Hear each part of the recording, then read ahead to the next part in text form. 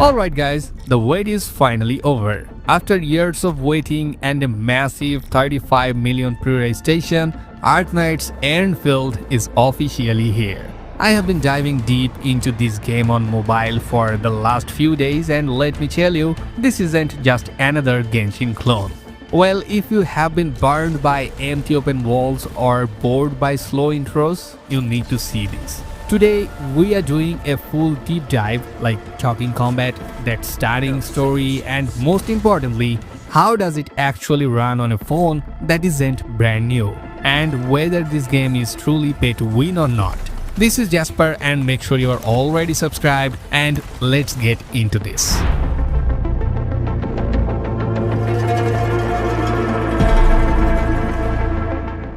First off, let's talk about the vibe. Visually, this game is stunning. You can feel the polish on the environments, the lighting, everything. But what surprised me most was the pacing. Usually gacha games looking at you, like Genshin and Wuthering Waves, start with like an hour of Paimon yipping or boring fetch quest. Endfield is different. The opening 20 to 25 minutes, absolute banger. It is fast-paced, it cuts the unnecessary fluff and throws you right into the cool stuff. The plot is super engaging from minute one. And the characters, man, they nailed the personalities. Everyone has this unique build-up, and the voiceover work really uplifts the emotion. It feels way more mature and direct than Duet Night Abyss or Genshin. So if you care about lore and immersion, this is a massive win. A majestic world, isn't it? I saw it in my memories. It's... Talos too. Now let's talk hands-on gameplay. The controls are super smooth and responsive. No input lag, no clunkiness.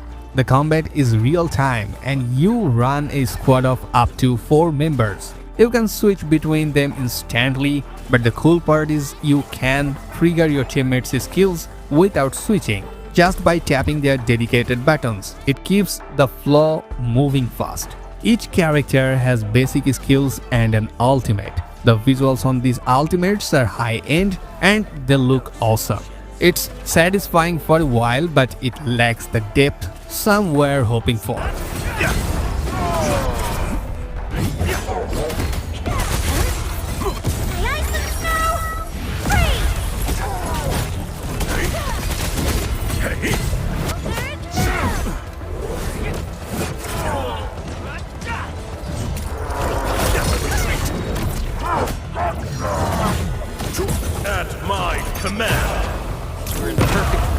While it looks flashy, a lot of community is calling it a button mashing experience, cause your team of 4 is on the field at once and shares a skill gauge.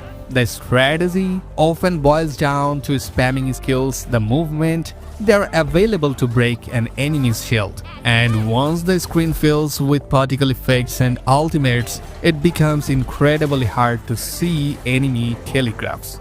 But while you can mash your way through early mobs, the later bosses require real timing. You have to manage your SP, break enemy guards, and chain your team's skills by tapping their dedicated icons. Compared to games like Wuthering Waves, it feels a bit more tactical and less twitch reflex. However, I do think there is room for improvement. I would love to see more action skills per character to give us more combos. Right now it's great, but it could be legendary with a bit more depth.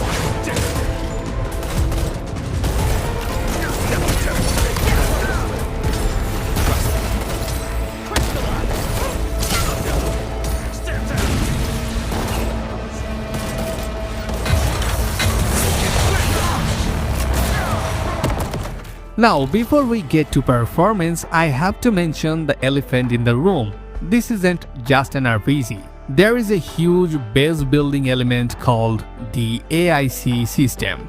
Think of it like Factorio, but in an anime RPG. You are building automated conveyor belts to process materials. I didn't mention this earlier cause the combat steals the show. But this is a big part of the game look. Well, if you love optimizing layouts, you are gonna like the system. I think you had base building, well, the game makes it pretty accessible, but just know it's there. Wait, Helica! We have multiple unknown objects coming in fast! Watch out! Anchors? Hold on tight, Enfield.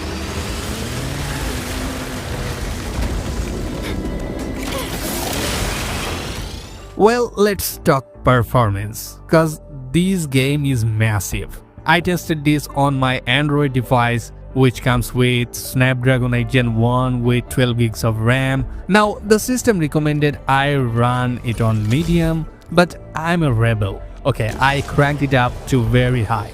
The good news? The optimization is incredible. It ran buttery smooth at first, but after a long session, the 8 Gen 1 started to do what it does best, turn into a literal hand warmer. Once the heat kicked in, I saw some frame drops and stuttering. So if you are on a similar flagship, set your graphics to high but cap the frame rate to 30 FPS for long sessions. It keeps the temperature stable and saves your battery. Cause yes, this game eats battery for breakfast. But if you want that 60 FPS eye candy and don't mind the heat, go for it. For a game of this scale, the polish is top tier.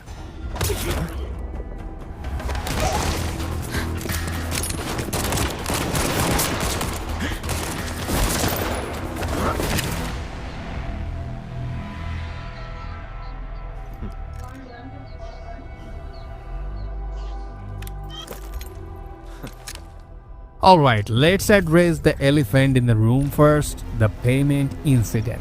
On launch day, a critical backend error occurred with the PayPal payment channel. Some players reported unauthorized charges hitting their accounts in multiple currencies like USD, JPY or Euro, like totaling hundreds of dollars for items they never bought.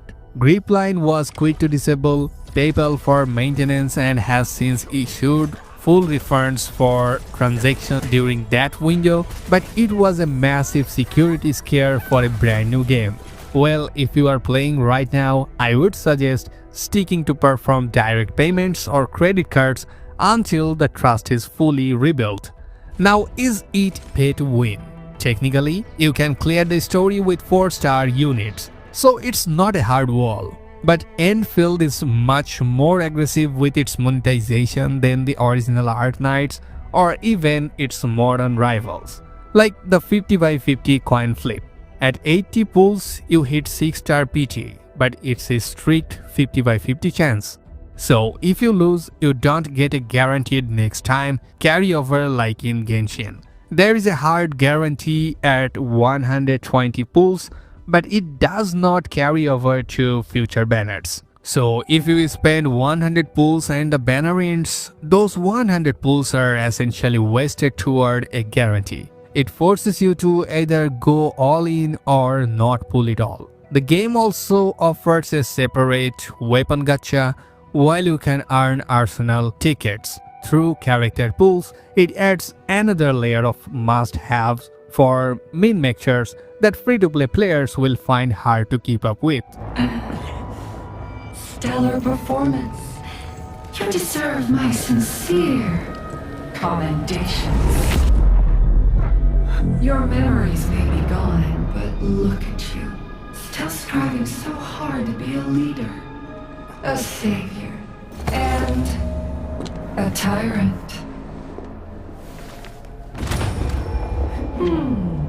Do you and I truly differ?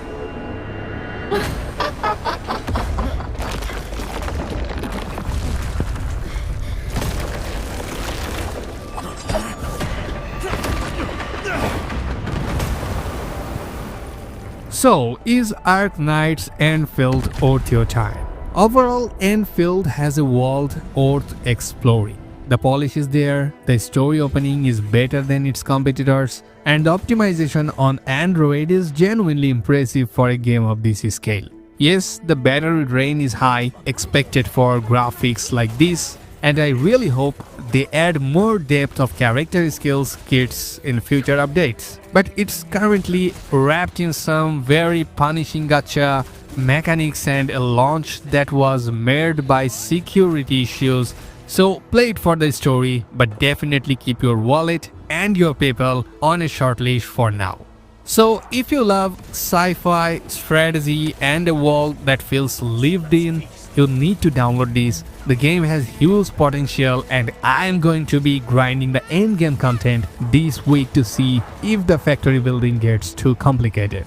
But I want to hear from you. Have you tried Endfield yet? Did you run into any of these payment issues or has it been smooth sailing? Let me know in the comments below. Now if you want more videos like this, drop a like on this video and hit that subscribe button with notifications on. Thanks for watching and I will see you in the next one. Someone save us! The Valley Fort! So many landbreakers! Help!